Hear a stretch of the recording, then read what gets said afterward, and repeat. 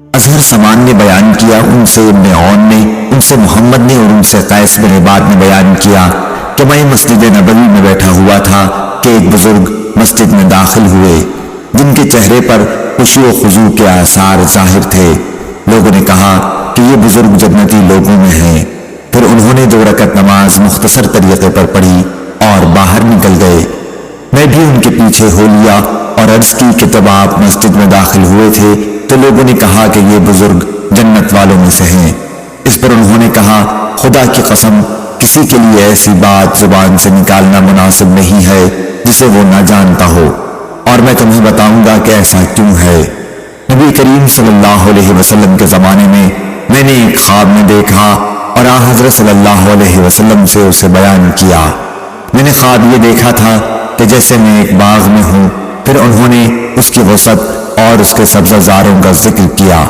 اس باغ کے درمیان میں ایک لوہے کا کھمبا ہے جس کا نچلا حصہ زمین میں ہے اور اوپر کا آسمان پر، اور اس کی چوٹی پر ایک گھنا درخت ہے العروہ۔ مجھ سے کہا گیا کہ اس پر چڑھ جاؤ۔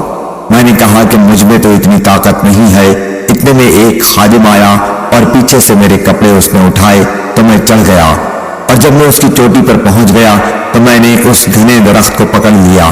مجھ سے کہا گیا کہ اس درخت کو پوری مضبوطی کے ساتھ پکڑ لے۔ ابھی میں اسے اپنے ہاتھ سے پکڑے ہوئے تھا کہ میری نیند کھل گئی۔ یہ خواب جب میں نے حضرت صلی اللہ علیہ وسلم سے بیان کیا تو آپ نے فرمایا کہ جو باغ تم نے دیکھا ہے وہ تو اسلام ہے، اور اس میں ستون اسلام کا ستون ہے، اور عروہ گھنا درخت عروۃ الوثقی ہے، اس لیے تم سلام پر مرتے دم تک قائم رہو گے۔ یہ بزرگ حضرت عبداللہ بن سلام رضی اللہ عنہ تھے، اور مجھ سے خلیفہ نے بیان کیا، ان سے معاذ نے بیان کیا، ان سے ابن عون نے بیان کیا، ان سے محمد نے، ان سے قیس بن عباد نے بیان کیا۔ عبداللہ بن سلام رضی اللہ عنہ سے انہوں نے منصف خادم کے بجائے وصف کا لفظ ذکر کیا۔ صحیح بخاری حدیث نمبر 3813۔